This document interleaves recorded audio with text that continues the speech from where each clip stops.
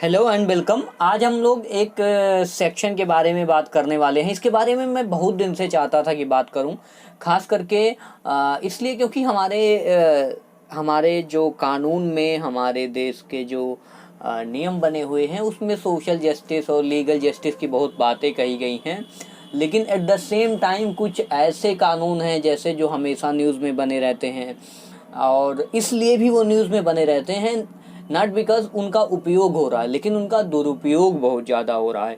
तो जैसे ऐसा भी एक कभी कभी SC ST एक्ट न्यूज़ में रहता है, कभी महिलाओं से संबंधित कुछ एक्ट हैं, कुछ कानून हैं जिन पर हम धीरे धीरे बात भी कर चुके हैं और आगे भी करेंगे। और एक ऐसा ही मतलब एक ऐसी सेक्शन है जिसको एक्चुअली ये सेक्शन जो मैं बताने जा रहा हूँ, सेक्शन 452 452 सेक्शन है, धारा नंबर 452 ऑफ IPC। ये एक हाइब्रिड मतलब इसमें कई सारी धाराओं का जो लॉयर होते हैं जो पढ़ते हैं उसमें इसमें कई सारी जो धाराएं हैं, सेक्शन आपको एक साथ मिलेंगी। लेकिन मैं चूंकि मुकदमे के पर्सपेक्टिव से आपको बता रहा हूँ, बस मेरा मोटिव ये है कि होता क्या है, सपोज करो X और Y में क्या हुआ, कोई मारपीट हो गई, झगड़ा हो गया। अब X पुलिस स्टेशन जाता है और वो चाहता है कि हम Y को इस बार क्या करेंगे, यार Y से मैं तंग आ गया हूँ, उसके खिलाफ मैं एक एप्लीकेशन दूंगा। ठीक है, वो उसने मुझे मारा है। अब उसने मारा है तो एक 323 का मुकदमा बनता है। ठीक है, एक अगर सामान्य सी चोट आई है, तो अगर गंभीर चोट आई है तो 325, उस पर हम लोग बहुत बात कर चुके हैं। लेकिन अब पुलिस स्टेशन जाता है, उसके मन में आता है कि यार अब कैसे इसको और बुरी तरह से फंसाया जाए, तो वो एप्लीकेशन में ज़बरदस्ती लिख देता है। मैं ऐसा नहीं कहता हूँ हर एक केस में ऐसा होता है, मैं आपको एक एंगल समझाने की कोशिश कर रहा हूँ। ऐसा नहीं, कई बार ये सही भी होता है, लेकिन वो जानबूझकर लिखता है कि मेरे घर में मेरी अनुमति के बिना घुसकर मुझे मारा। ठीक है, क्योंकि चोट तो उसे लगी हुई है और वो शायद प्रूफ भी हो जाए।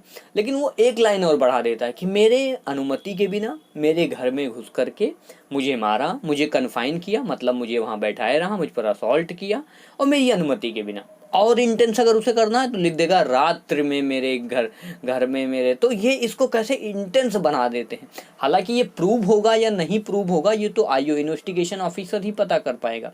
ठीक है, तो वहाँ पर उसकी सच्चाई सामने आ जाएगी। लेकिन वो देखो, क्योंकि इसने जैसे ही वो लिखता है कि मेरी अनुमति के बिना मेरे घर में कोई व्यक्ति आया और मुझे असॉल्ट किया, मुझ पर हमला किया या हमले करने की कोशिश से आया, वैसे ही 452 धारा अप्लीकेबल हो जाती है। और जैसे ही 452 धारा अप्लीकेबल होती है, जो अपराध होता है वो बहुत ही जघन्य हो जाता है। यानी वो एक संज्ञेय अपराध में तय हो जाता है। वहाँ पुलिस को FIR करना ही करना है, साथ में अरेस्ट भी हो सकता है। एक्चुअली प्रावधान ही है, 7 साल तक की सज़ा का प्रावधान बढ़ सकता है, बढ़ जाता है। और इसमें बेल नहीं होती है। ठीक है, बेल बेल मतलब एक जो से बेल के लिए आपको हाई कोर्ट अप्रोच करना पड़ सकता है, या किसी भी व्यक्ति को XY जो मैं अभी बता रहा था। तो 452 एक ऐसा सेक्शन है जो अप्लीकेबल होते ही मतलब केस कितना इंटेंस हो जाता है। ऐसा जरूरी नहीं है कि हर जगह ऐसा प्रूव ही होता, लेकिन मेजॉरिटी ऑफ केसेस में कई लोग फॉल्स केसेस ऐसे कर देते हैं, एक मतलब झूठी एप्लीकेशन दे देते हैं। ऐसा होता है, हो भी सकता है, किसी के घर में, किसी के प्राइवेट संपत्ति पे, किसी के घर में लोग जाते हैं बाहुबली टाइप, वो भी होता है। But most of the cases ये भी एक सच्चाई है कि इसमें किसी व्यक्ति को बुरी तरह फंसाने के लिए भी, हालांकि वो तो जांच में सामने आ ही जाता है, लेकिन 452 का यही मतलब होता है कि जब भी कोई व्यक्ति बिना अनुमति के किसी के घर में घुसने, उस पर हमले की तैयारी कर, उसे चोट पहुंचाने या किसी व्यक्ति पर गलत तरीके से दबाव बनाने के लिए, तो 2-3 टर्म अंग्रेजी में इसे कहते हैं हाउस ट्रेसपास।